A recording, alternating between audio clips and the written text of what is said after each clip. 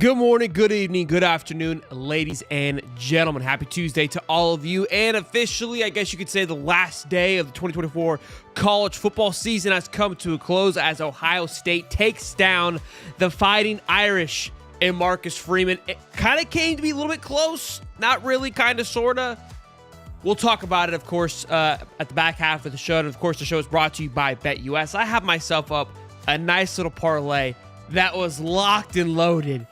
I have been just heartbreak central here over the last couple of weeks when it comes to these things. That's just the name of the game, though. But good to see you. Happy to have you here. Gators picked themselves up a quarterback yesterday. We didn't go live yesterday for the show because, of course, there was a massive game on in the middle of our usually broadcasted show. So we'll talk all about those things. And then, of course, with Ohio State winning, the conversation surrounding that is going to be the fact that they spent over $20 million last year, this 2024 season, in regards to just NIL funds, whether it was in the portal, whether it was retaining talent, and it paid off.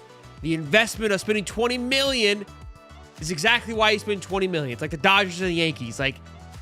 But thankfully for Ohio State and their fans, the first year they go all in, it pays off. We've seen the Yankees and Dodgers spend just buttloads, the Mets, the Padres, right? Teams that are historically known for just throwing the entire basket at it and not getting it done. In the first year of the 12-team playoff, where you would think that it'd be the hardest year to get through this because of just how many variables there are. They don't have a bye, but they get it done. Not only do they get it done, they get it done in dominant fashion and handle their business from the very jump, from the very get. From Tennessee on, it was Ohio State's to lose. That's what everybody said, and that's how it looked. I was thinking about this because the reason why we clamored, and not everybody, but we were excited for this 12-team playoff, is that it was going to trim the fat and really have just a stiff competition getting towards the end. But Ohio State showed up to this tournament with just one thing in mind, and that was just to wear everybody's asses out.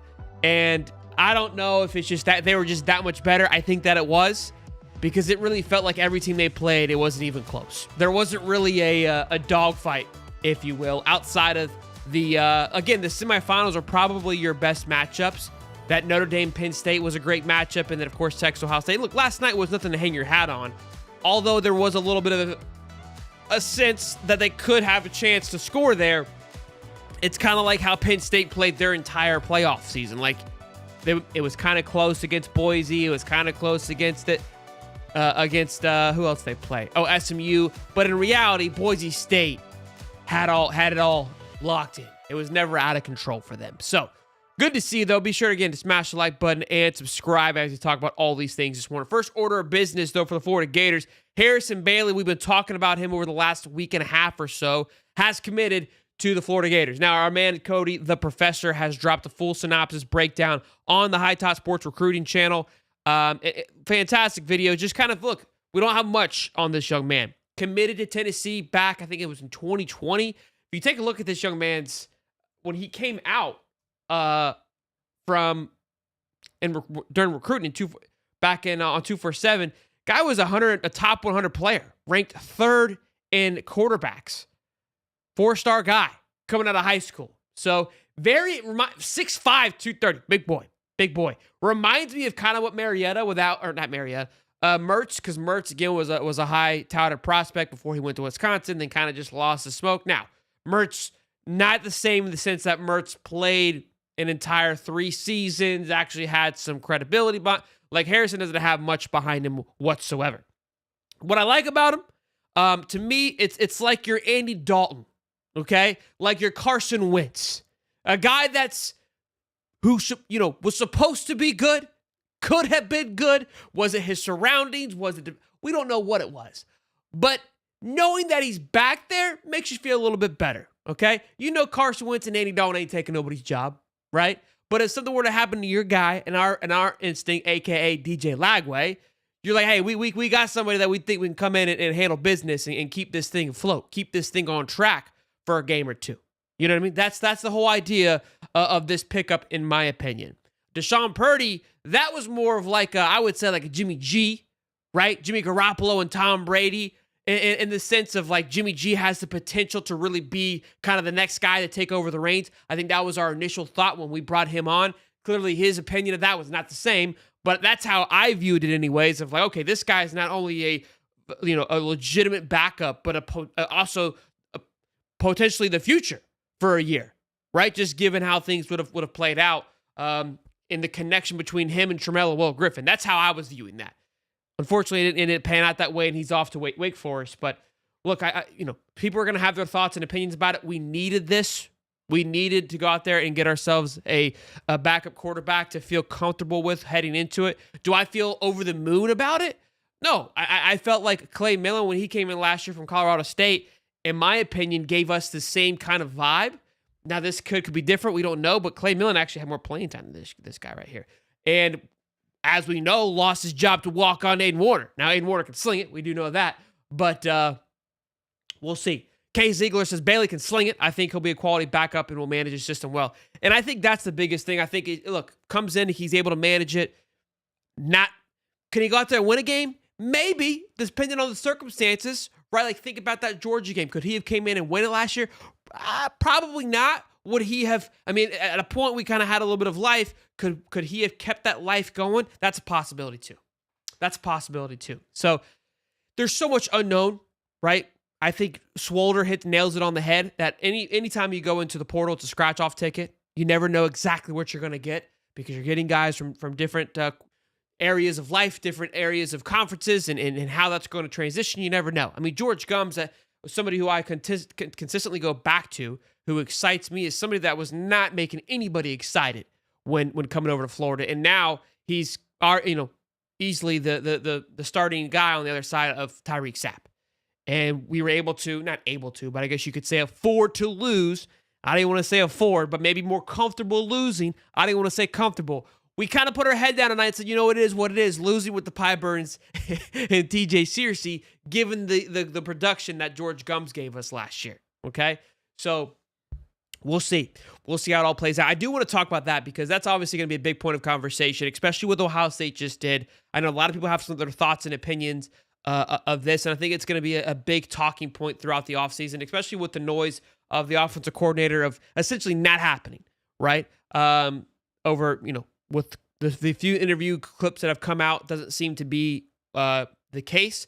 And I do want to go over that just a little bit as we talk about this Ohio State versus Notre Dame game. And of course, the show is brought to you by BetUS. And of course, when you go to betus.com, use the code YouTube150, you get back 150%. And although college football is over, we still got a ton of playoff football, NFL left. We've got March Madness up and coming. We got the SEC basketball tournament. It's going to be here in just basically a little bit over a month.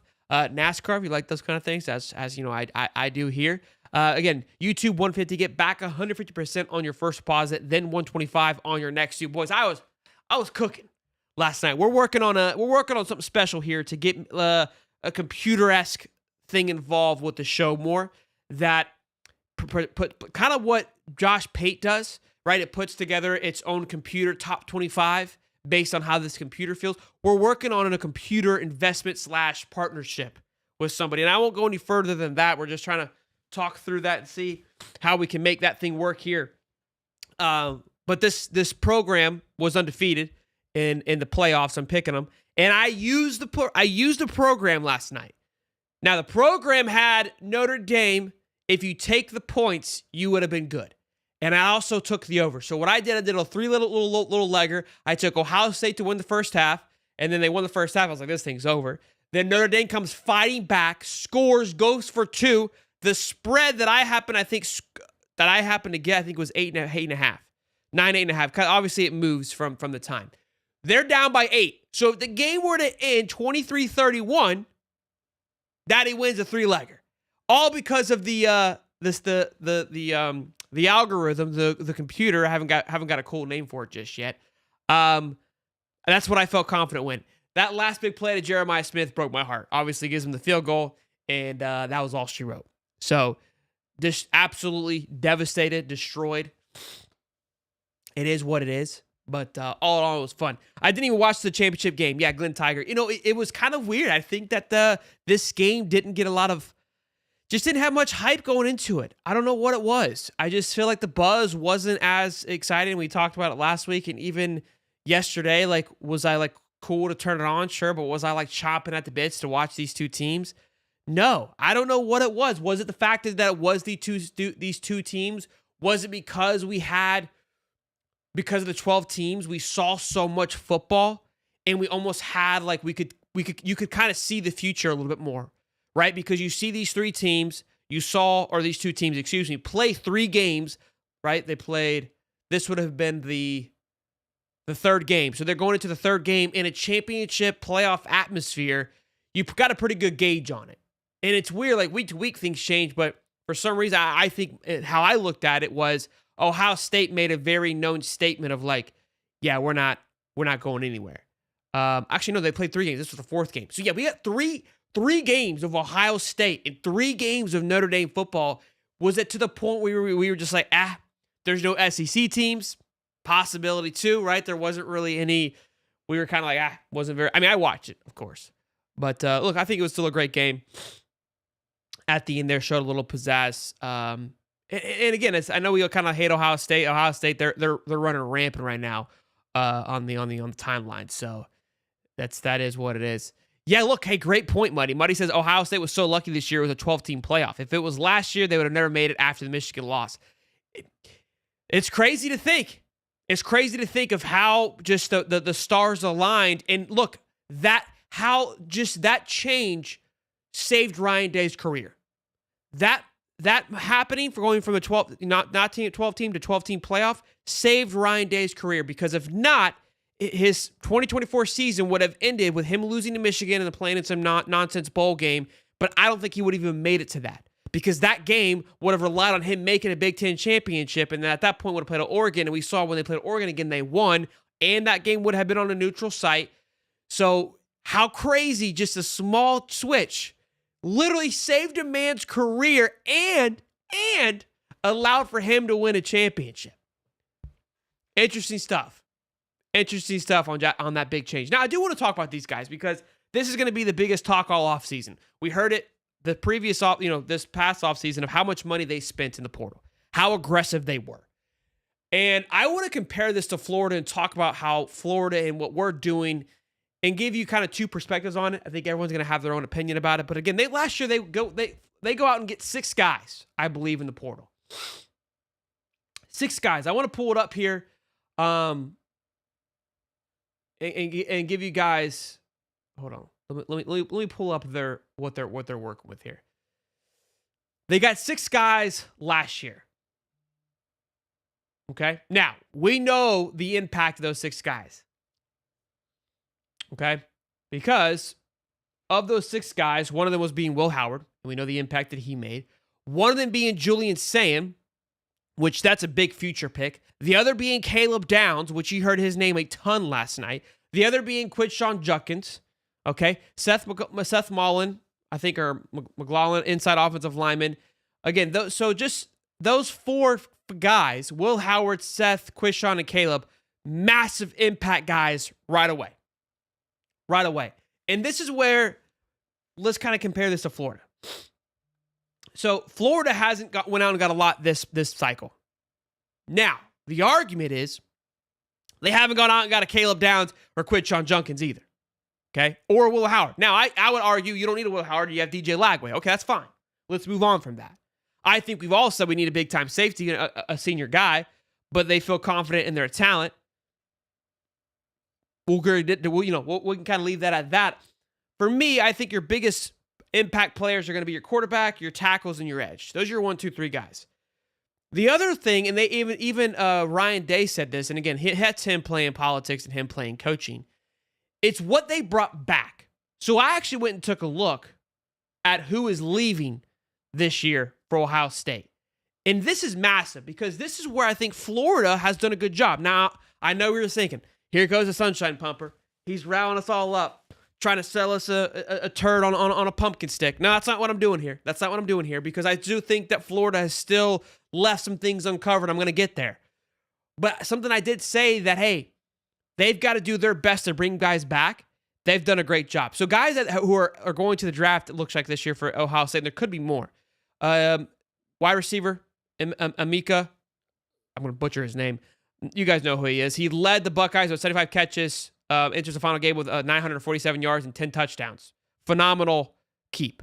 Trayvon Henderson and Quinshon Judkins. Obviously, Trayvon, you keep him and you go get Quinshon Judkins. I would argue that our running back room, there's nobody we could have kept, and I don't feel like there's anybody out there that we needed to go get that was maybe, that Ball should be living up to and Trayon Webb should be coming in. So that's how I look at that. That could be a little bit biased, but I like the running back room as it is.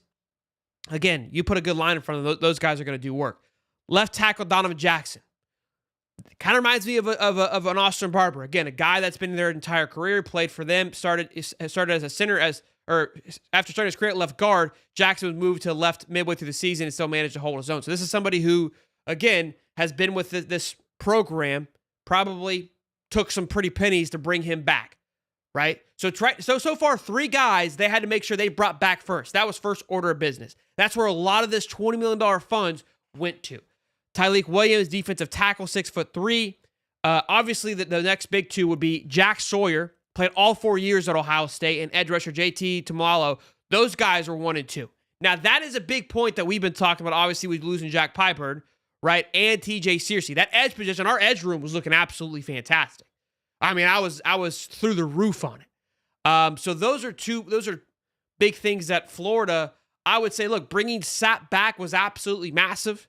That was a big thing for me, and I said that, and that's what, I'm not saying that we're on this path, but I think we've got the right pieces, the right mindset of like, look, you've kind of worked your way up, and you've done a great job of keeping it. Not to mention the entire line, not to mention we're not even talking about the center and Jake Slaughter, another guy that could have easily went pro this past year. So Barber and Slaughter could have left very easily, able to retain those. Damian George was somebody who was served from the market. You bring back that entire offensive line. All those pieces are very important. And then Denzel Burke, another cornerback. So a lot of big-time talent they retained on top of adding to it. Now, where I'm going to be critical of Florida is that I think we can all agree on is that Florida didn't go out there and hasn't added anybody to the same level of a Will Howard or a Caleb Downs or a Quinshon Judkins. Now, we kind of argued, okay, well, we feel comfortable with our quarterback, so we don't need to get a good Will Howard. Okay, that's fine. Running back room, I feel confident in. We don't need to go out of running back. Okay, that's fine. But I think we all agree on that secondary and defensive tackle. I think if we would, that was the biggest thing. I think you go out of piece in defensive tackle. They're taking the risk on those guys coming up. And the elephant in the room. I haven't read the chat because a lot of you probably already saying it. What else did Ryan Day go do last offseason on top of spending this $20 million and retaining a lot of this talent that looked really promising coming into this year? Does anybody want to say it before I say it? Does anybody want to go in the comments and get after me? I'll be quiet. I'm just going to say it. He hired Chip Kelly, okay? He went out there and got an offensive coordinator. That was a big one. And I think there was a lot of great red zone calls last night, a lot of great plays. I mean, that third down, that last play, to be able to see, okay, they're bringing the house. We have the best wide receiver in college football one-on-one. Trust your guy. Trust both your guys to make a play. That's Chip Kelly. I think that's Ryan Day just having the kahunas, believing like, hey, we've got the guys and the pieces to do it. That's a big one. So, look, we've talked about it last season, and it'll be a big conversation this season. And OSU fans hate Chip Kelly. Yeah.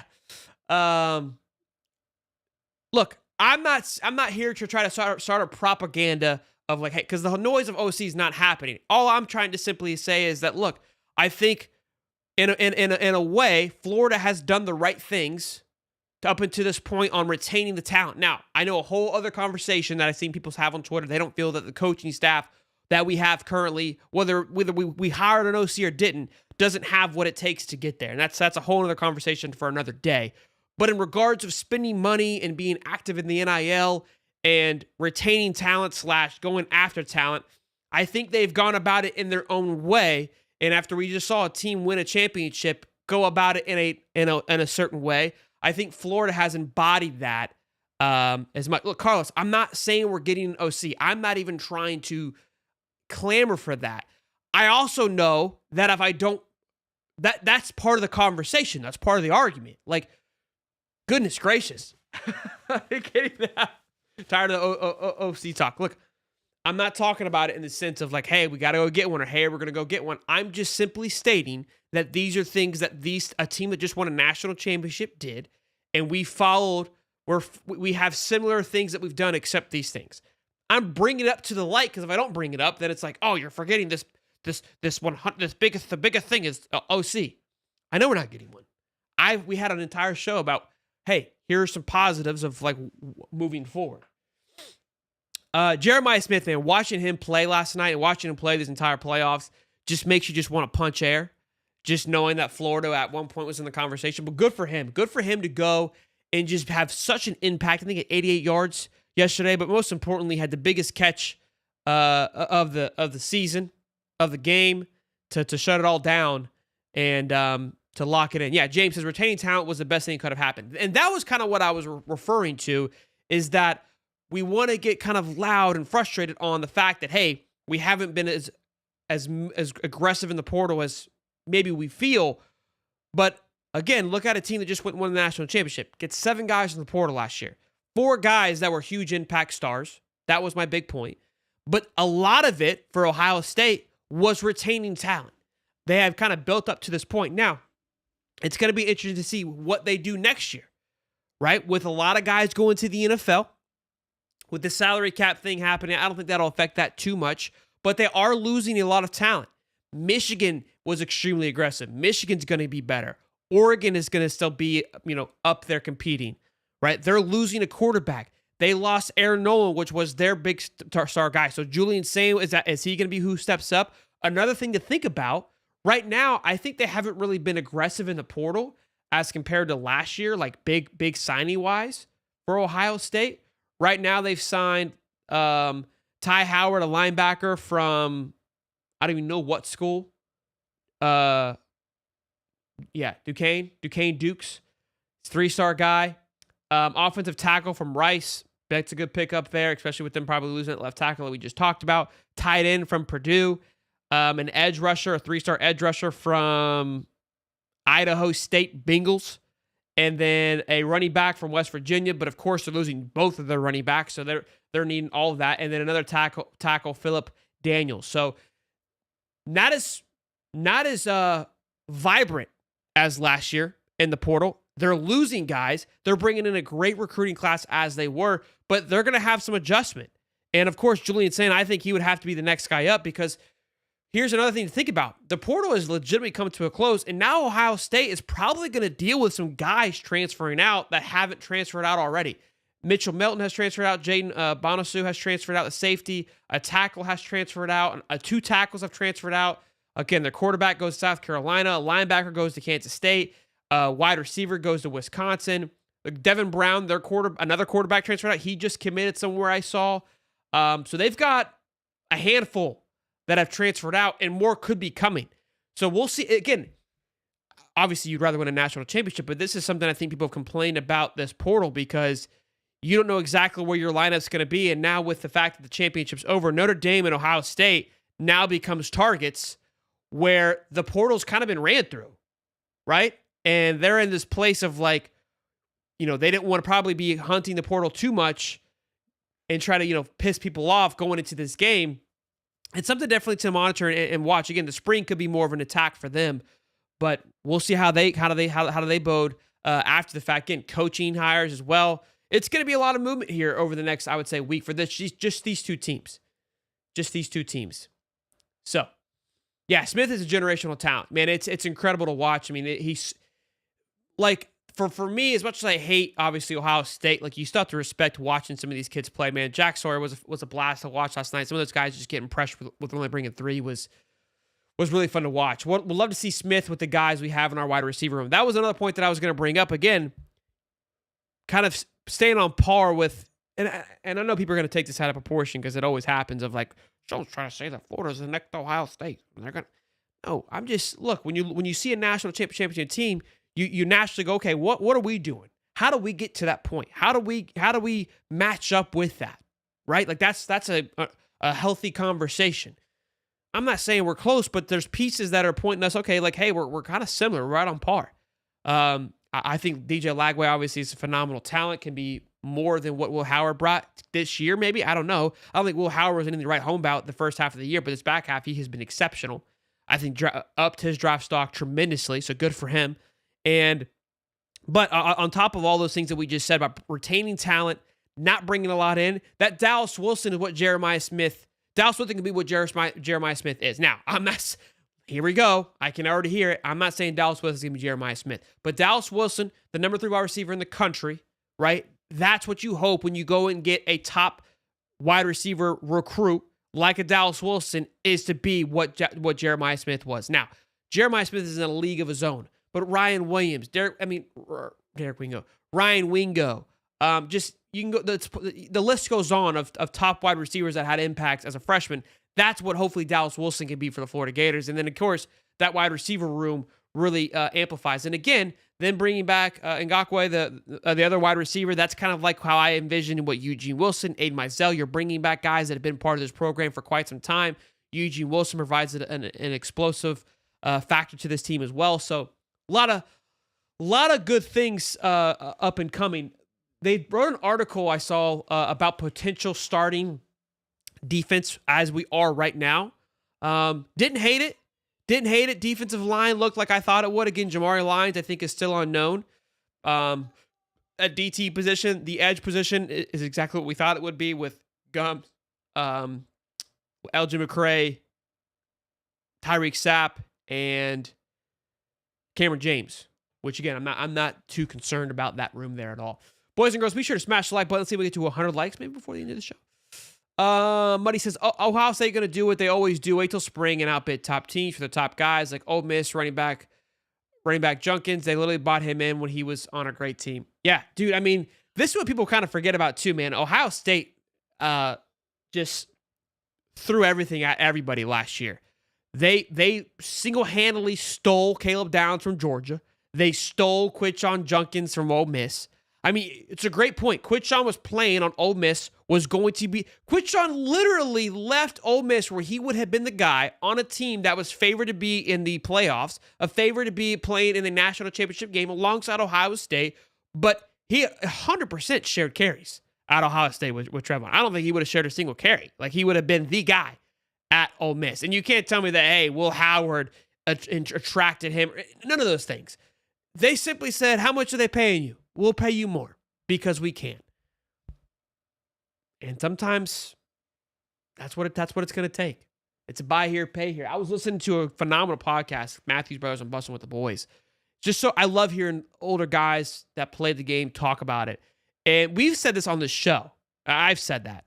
And just hearing guys who've played the game, that are involved, that are invested, speak with current coaches or previous coaches and current players, and just know it from a back's point of view, a backside, right? Behind the scenes look versus how we're viewing it, right? From more of that fan perspective. They played the game, and they were talking about how, like, they grew up in the days when USC was it, with Reggie Bush and Pete Carroll and Liner. Like, it was cool to play at USC. Like, that's where you wanted to go.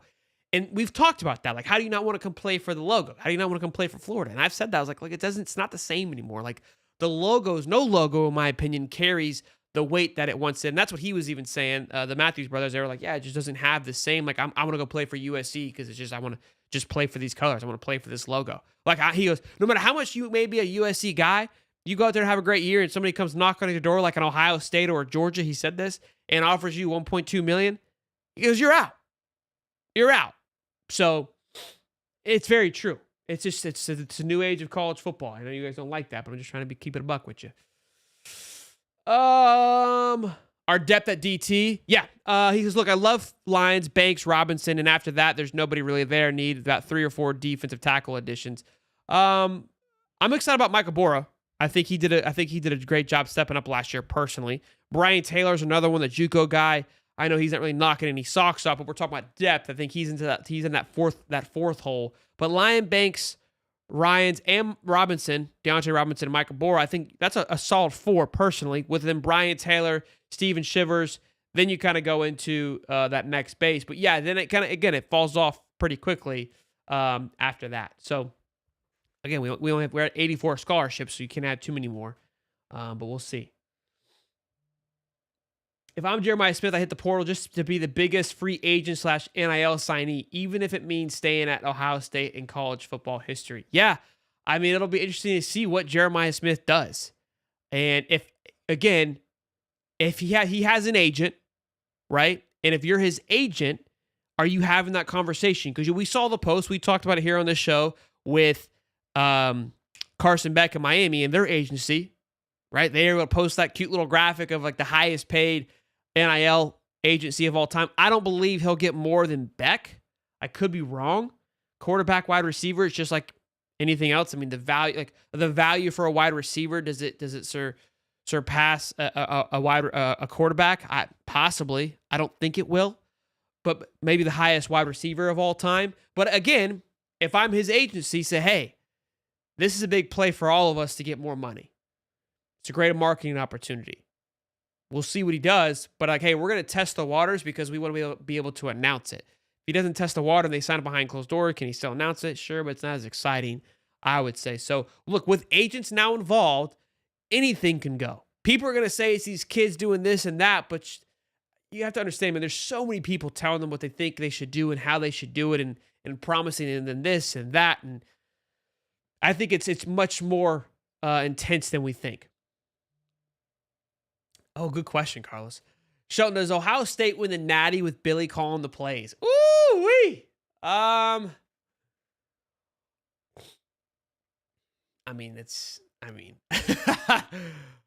They put up 31, 34. We averaged 28 last year. So by that definition, all we had to do was score 28 because of how good the defense was. Do I think did the Billies put up 28 against that Notre Dame offense? That's another question. I don't know. I listen, from what I've seen, I think there was a lot of great play calling that I have not seen from Billy. And I don't want to be a hater, but I got to keep it a buck. Look, I don't think so. Only because of what we've seen. I think there was a lot of big time plays, a lot of big time movement there. I think the playbook is very similar to what we run with a lot of motion, pistol, things like that. But there were some very creative plays that opened things up. That got your best guys the ball when they needed it most. And I think that was a big one there. So with a team like Notre Dame that was playing very hard, very, very mean early on, you needed your offense to go out there and click. And that's where I would be a little nervous. Jeremiah Smith is a culture kid. He's at Ohio State for more than the money, even though he has that also. Ohio State stays away from players who are only in it for that money that will destroy your team. Look, I agree with that. We heard about plenty of conversations about Jeremiah Smith and teams offering him much, much more money than Ohio State was when he was a recruit. And obviously we know where he committed, right? So, yeah, I agree with that. I don't think he's going to play. I think he wants to be at Ohio State for the right reasons. No, Carlos.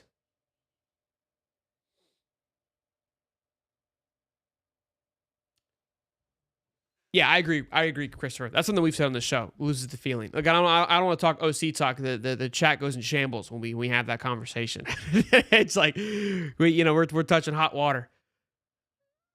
Wonder if Ohio State can keep Jay Smith happy without a QB next year. Look, I think that's going to be a big thing to watch for Ohio State. Could Ohio State make the fall? Look, Ohio State is in a very similar place that Michigan was last year. Brought back a lot of talent. They didn't add too many pieces that I can recall from the portal, but they had a ton of talent that they brought back. A lot of talent. A lot of, basically, an NFL team was brought back from that Michigan team to go win a national championship. Then everybody leaves, and you see the fall off. Now, the biggest thing for Michigan is if they would have got a quarterback, they probably would have won 3 or 4 more games. Different conversation, whole different world for Michigan. But now you wonder, looking back, okay, when their season ended, things were kind of plucked through. Did they have an opportunity to go get a quarterback? I don't know, right? It's hard for me to remember that time, but this is even later in the cycle for Ohio State. Of course, they got Julian Sand. They lost Aaron Nolan, but Julian Sand was once a 5-star guy. He's going into his 3rd year, but he hasn't played any, so he's unknown. We don't know what he's going to be able to do. They're losing a lot of talent to the NFL like we just talked about. Could Ohio State have a fall off similar to what Michigan was last year? It's a good question. Then that raises another question, right? Was spending the money worth it? Well, it's always worth it because you won a championship. Kind of similar to what the Rams did a couple years ago. They went out and spent the farm, won the Super Bowl, paid off, but I'd say they have done a phenomenal job of kind of navigating through that, because when you have that, as much money as they spent, it was kind of like a one-year rental. We've got to win now or it's going to fall off. They won, it fell off, but they renegotiated and navigated through that very well to get back to a competitive atmosphere. I mean, look, they were hell, a player or two away from playing in the NFC Championship game just a few years after that. So very impressive in that regards. And again, I'm not criticizing that. It's just, these are things you have to ask when you see it unfold, is like, are they going to be able to maintain the success that they had this year? And now Ryan Day has bought himself a plethora of time with winning a natty. I mean, I think he has settled the debate. Michigan fans are still going to have fun because they haven't beat them in 4 years, so that's still a big thing that they have to deal with. That's a personal battle that they'll have to deal with amongst themselves. But we'll see. I remember when Jamar Chase won the natty with Burrow, but couldn't go pro. He sat out a whole year to prepare for the draft. Jeremiah Smith could opt out 2 years and still be the number one pick. He's that good. Wouldn't that be crazy? I mean, he's not going to do that. That would be asinine. But that is crazy to think about. I forgot about how Jamar Chase literally sat out a year. He's like, yeah, I'm good. My stock's good enough. And literally has hit the ground running. Sean, I received 2 sweet Gator hats from Lidge Shipping Era. I want to donate one to the show. Email your address, bro. Oh, shit. Good stuff. Shoot me an email, Chris, if you have it, and I can email you back. What is the ceiling for us next year?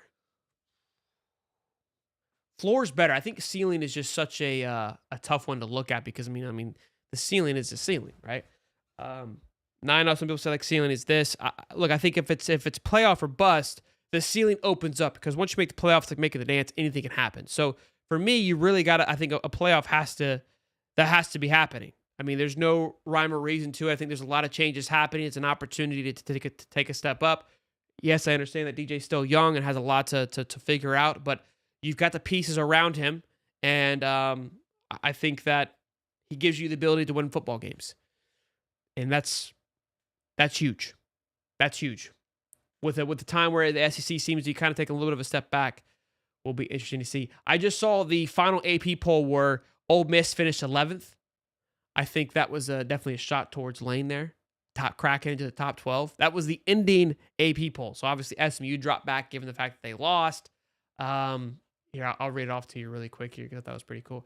So Ohio State finished number 1, Notre Dame number 2, Oregon 3, Texas 4, Penn State 5, Georgia 6, Arizona State 7, Boise 8, Tennessee 9, Indiana 10, Ole Miss, then SMU at 12, BYU at 13, Clemson, South Carolina finishes at 19, Miami at 18, and Colorado wrapping up the top 25 at 25 with their loss to BYU.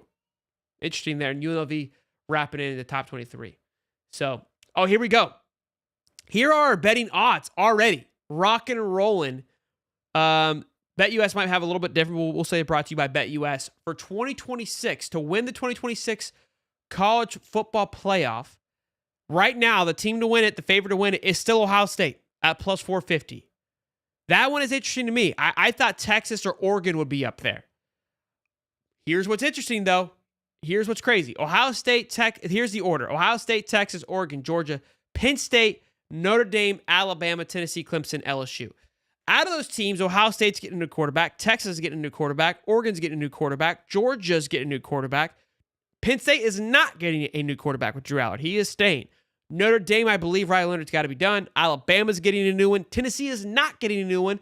Clemson's not getting a new one. And LSU is not getting a new one. So those bottom 3 teams, crazy to think, I think they could be rated a little bit higher, given the fact that they are bringing back a lot. LSU, I think, could be probably a little bit higher, given the fact that Nussmeier is coming back and they were extremely aggressive in the portal. I would argue Texas and Georgia, because Arch did see the field a little bit. We know Gunnar played a little bit, and especially in big-time games, that they're bringing back some familiarity in that quarterback room. Oregon, we've heard about it's Dante Moore, right? They have? Or is it Malachi Nelson? I always get the two confused. Dante Moore. We've heard some great things about Dante Moore, and what he's and he's played a little bit UCLA, so he's not completely green to that world. So again, familiarity. Ohio State is the biggest question mark at quarterback. Like they literally don't have kind of like the next predecessor to take over out of those teams we just mentioned, and Notre Dame. I don't know. I mean, Notre Dame's backup came in for a little bit, but I don't think he's just like the guy going to knock anybody's socks off. So you could argue a little bit different on that. That probably will change maybe over the next, I would say, couple of weeks. It'll be interesting to see how that plays out. But what are your guys' thoughts on that? Billy had a chance to kind of take a lot of heat off him with some staff hires, but didn't. So now the fan base is a loss or two away from chaos. Yeah, I agree. I understand what you're saying. Muddy, that if he would have went and hired an OC, that maybe they would have been a little more reluctant to cut his head off. I disagree. I think I understand why you're saying it, because yes, I think it would cool the steam off for now.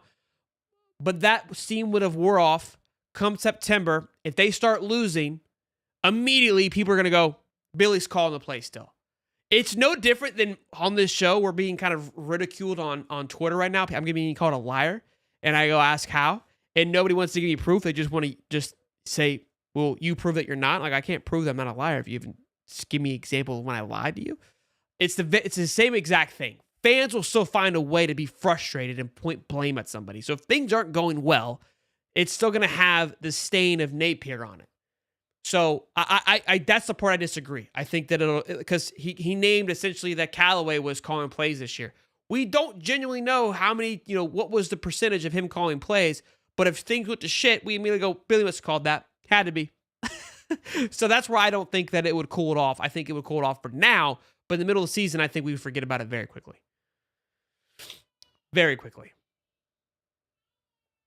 Miami is a lock to win it all, especially with Beck there. Yeah, they weren't even in the top 15 favorites to win it all.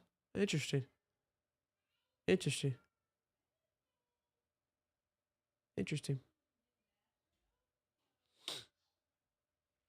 I'm telling you, Ohio State has a lot of depth, bringing all those guys, push the clock back. A lot of juniors and sophomores. They have the luxury of having a lot of 5 stars on the bench. And look, I totally understand what you're saying. Is like, hey, by bringing back that core, like we just kind of went over, that means the guys that were supposed to probably be the guys this year took a step back, and now they'll be ready to rock and roll this year. And look, I think that's Michigan was in a very similar boat. Michigan has always recruited well, maintained and developed. Like that has kind of been their culture. That's been their motto. And that's why I think if they just went out and got a quarterback, they probably would have been a lot more competitive.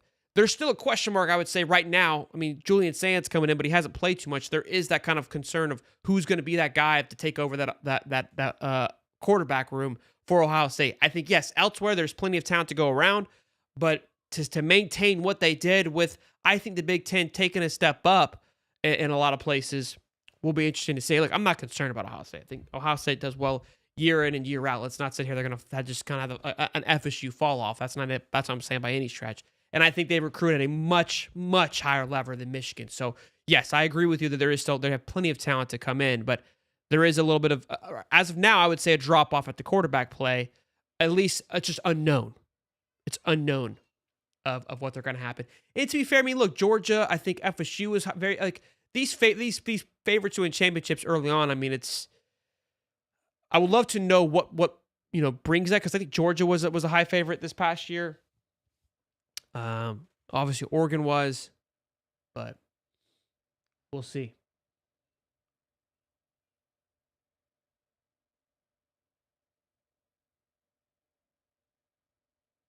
Interesting was when you said Mertz was better than Ward. Yeah, I did. I said at the beginning of the season that I believe that Mertz was better than Ward. Yeah, I did. I was obviously mistaken. Okay. But yeah, I said that I would have taken Mertz over Ward. At the time leading into that. Ward had a phenomenal season. I mean, if you want to continue to beat it like round around in a circle, I mean, I was wrong. I can move on. Some of you could probably take some notes on that.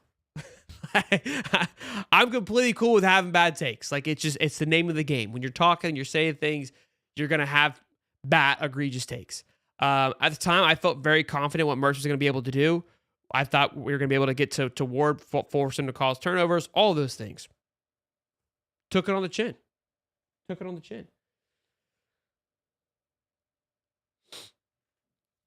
All right, boys and girls. Well, good show to kick off Tuesday morning. I know a little bit outside of our normally scheduled time, but given the fact that we missed it yesterday, wanted to come in here and chit-chat a little bit about us picking up that quarterback and then, of course, recapping the championship game last night. So y'all be good. Check out betus.com and smash the like button and subscribe. We'll see you boys in the next one. Peace and love, baby.